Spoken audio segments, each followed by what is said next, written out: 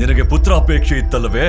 ಹಾಗಾದರೆ ಈಗೋ ಎಂದು ಇವರ ಅತ್ಯಾಚಾರ ಅಂತಿಮ ಘಟ್ಟ ತಲುಪುವುದು, ಅಂದು ಇವರ ವಧೆ ಸ್ವಯಂ ಭಗವಂತ ವಿಷ್ಣುವೇ ಮಾಡುತ್ತಾರೆ.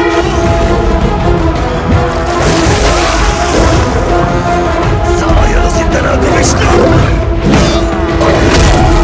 ನಾನು ವಿಷ್ಣುವನ್ನು ವಧೆಗೊಳಿಸಿ ನಿನಗಾಗಿ ಅವನ ರಕ್ತಪಾನ ಮಾಡುವೆ ಅಣ್ಣ. ಹಿಂದಿನಿಂದ ನಾನೇ ನಿಮ್ಮೆಲ್ಲರ ಏಕೈಕ ಭಗವಂತ. ವಿಷ್ಣು ನಿಮ್ಮನ್ನು ಭೇಟಿಯಾಗಲು ಎಂದಿಗೂ ಬರುವುದಿಲ್ಲ ರಾಜಕುಮಾರ.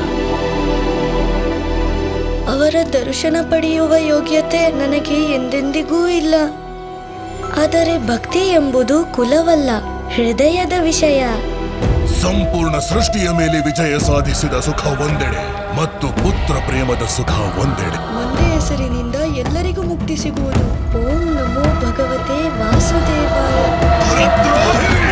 ಸೈನಿಕರೇ, ನಿಮ್ಮ ಅಸ್ತ್ರಗಳಿಂದ ಪ್ರಹ್ಲಾದನನ್ನ ತುಂಡು ತುಂಡು ಮಾಡಿ.